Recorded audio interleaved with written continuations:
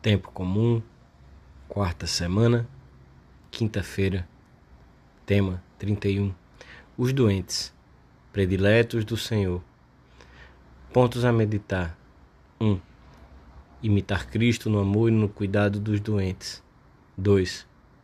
A unção dos enfermos. 3. Valor corredentor da dor e da doença. Aprender a santificá-la. Pelo sinal da Santíssima Cruz, livrai-nos Deus nosso Senhor dos nossos inimigos. Em nome do Pai, do Filho e do Espírito Santo. Amém. Meu Senhor e meu Deus, creio firmemente que estás aqui, que me vês, que me ouves. Adoro-te com profunda reverência. Peço-te perdão dos meus pecados e graça para fazer com fruto este tempo de oração. Minha Mãe Imaculada, São José, meu Pai e Senhor, meu anjo da guarda, intercedei por mim.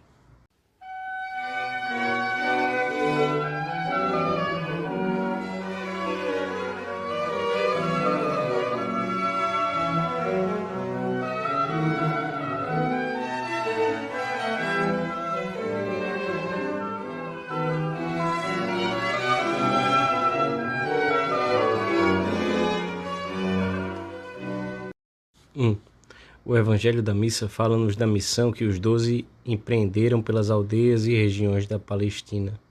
Pregaram a necessidade de fazer penitência para entrar no reino de Deus e expulsavam os demônios e ungiam com óleo muitos doentes e os curavam. O azeite era utilizado com frequência para curar as feridas, e o Senhor determinou que fosse essa a matéria do sacramento da unção dos enfermos. Nas breves palavras do Evangelho de São Marcos, a Igreja viu insinuado este sacramento, que foi instituído pelo Senhor e mais tarde promulgado e recomendado aos fiéis pelo apóstolo São Tiago.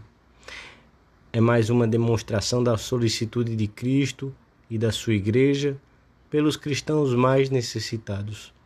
O Senhor mostrou sempre a sua compaixão infinita pelos enfermos. Ele próprio se revelou aos discípulos enviados pelo Batista, chamando-lhes a atenção para o que estavam vendo e ouvindo. Os cegos recuperam a vista e os coxos andam. Os leprosos ficavam limpos e os surdos ouviam.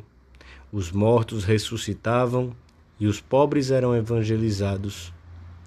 Na parábola do banquete das bodas, os criados recebem esta ordem: saí pelos caminhos e trazei os pobres, os aleijados, os cegos, os coxos.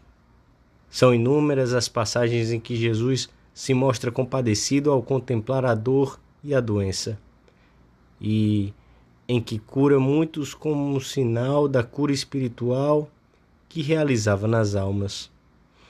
Ora, Jesus quis que nós, os seus discípulos, o imitássemos numa compaixão eficaz por aqueles que sofrem na doença e em toda a dor.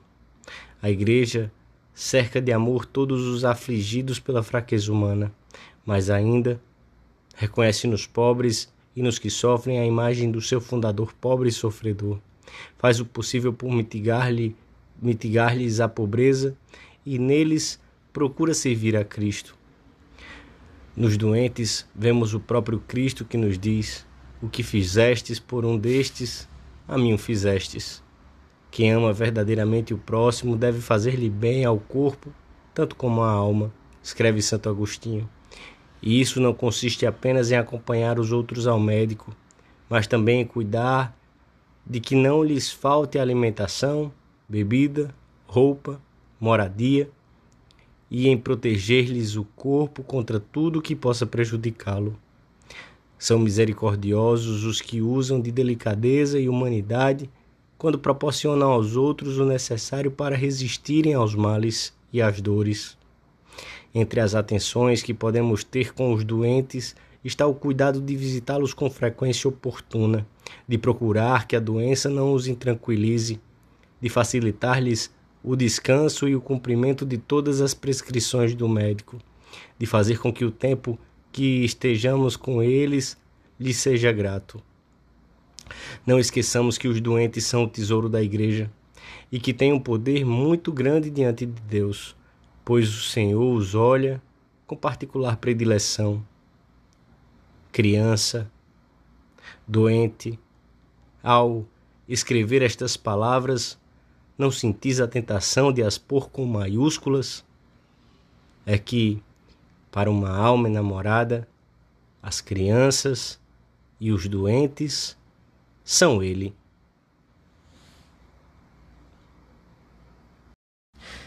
2.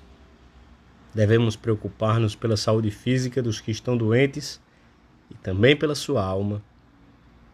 Procuraremos ajudá-los com os meios humanos ao nosso alcance e, sobretudo, procuraremos fazê-los ver que, se unirem essa dor aos padecimentos de Cristo, ela se converterá num bem de valor incalculável. Será ajuda eficaz para toda a igreja, purificação das faltas passadas e uma oportunidade que Deus lhes dá para progredirem muito na santidade pessoal. Porque não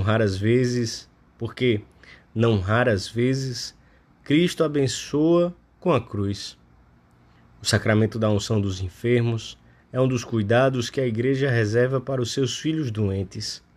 Este sacramento foi instituído para ajudar os homens a alcançar o céu, mas não pode ser administrado aos sãos, nem mesmo aos que não padecem de uma doença grave, ainda que se achem em perigo de vida, porque foi instituído a modo de remédio espiritual, e os remédios não se dão aos que estão bem de saúde, mas aos doentes. A igreja também não deseja que se espere até os momentos finais para recebê-lo, mas quando se começa a estar em perigo de morte por doença ou velhice, pode-se, porém, reiterá-lo, se o doente se recupera depois da unção ou se, durante a mesma doença, se acentua o perigo ou a gravidade. Pode-se administrá-lo também a quem vai submeter-se a uma intervenção cirúrgica, desde que a causa da operação seja uma doença grave. O maior bem deste sacramento é livrar o cristão do abatimento e da fraqueza, que contraiu pelos seus pecados. Deste modo, a alma sai fortalecida e recupera a juventude e o vigor que tinha perdido, em consequência das suas faltas e debilidades. O Papa Paulo VI, citando o Concílio de Trento, explicava e resumia assim os efeitos deste sacramento. Outorga a graça do Espírito Santo, cuja unção tira os pecados, se ainda resta algum por apagar, como também os vestígios do pecado.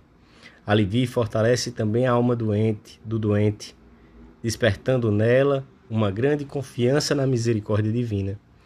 Permite-lhe, sustentado dessa forma, suportar facilmente as provas e penalidades da doença, bem como resistir com maior facilidade às tentações do demônio, que está à espreita.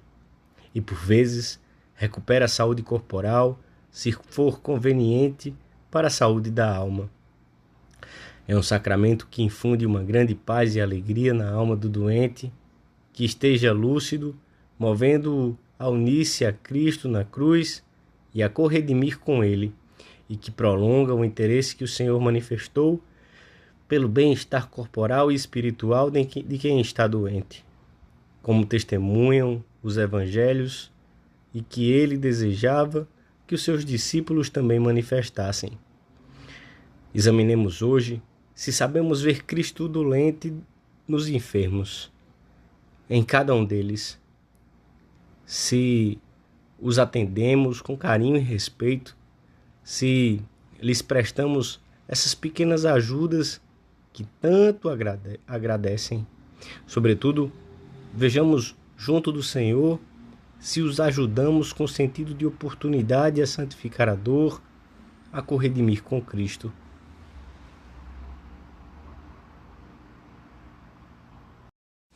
3. Quando o Senhor nos fizer experimentar a sua cruz através da dor e da doença, devemos considerar-nos filhos prediletos. Ele pode enviar-nos a dor física ou outros sofrimentos, humilhações, fracassos, injúrias, desgostos na família. Não devemos esquecer então que a obra redentora de Cristo prossegue através de nós. Por muito pouco que possamos valer, O sofrimento converte-nos em corredentores com Cristo, e a dor, que era inútil e má, transforma-se em alegria e no tesouro. E podemos dizer, com o apóstolo São Paulo: agora alegro-me com os meus padecimentos por vós, e supro na minha carne o que falta às tribulações de Cristo pelo seu corpo, que é a Igreja. João Paulo II afirma que a dor não só é útil aos outros, como também lhes presta um serviço insubstituível. No corpo de Cristo, o sofrimento impregnado do espírito de sacrifício e de Cristo é o mediador insubstituível e o autor dos bens indispensáveis à salvação do mundo. Mais do que qualquer outra coisa, é o sofrimento que abre o caminho à graça que transforma as almas humanas. Mais do que qualquer outra coisa, é ele que torna presentes na história da humanidade as forças da redenção. Para aproveitarmos esta riqueza de graças, precisamos de uma preparação remota, feita cada dia com um santo desapego de nós mesmos, para que nos disponhamos a carregar com garbo, se o Senhor assim o permite, a doença ou a desventura. Sirvamo-nos desde já das ocasiões normais, de alguma privação, da dor, nas suas pequenas manifestações habituais, da mortificação, para pôr em prática as virtudes cristãs. Recorremos à nossa Mãe Santa Maria, ela que no Calvário, permanecendo de pé, valorosamente junto à cruz do Filho, participou da sua paixão. Sabe sempre convencer novas almas a unirem os seus próprios sofrimentos ao sacrifício de Cristo, num ofertório que, transpondo o tempo e o espaço, abraça e salva toda a humanidade. Peçamos-lhe que as penas inevitáveis nesta vida nos ajudem a unir-nos mais a seu Filho, e que, quando chegarem, saibamos entendê-las como uma bênção para nós mesmos e para toda a Igreja. Dou-te graças, meu Deus, pelos bons propósitos, afetos e inspirações que me comunicaste nesta meditação. Peço-te ajuda para os pôr em prática. Minha Mãe Imaculada, São José, meu Pai e Senhor, meu anjo da guarda, intercedei por mim.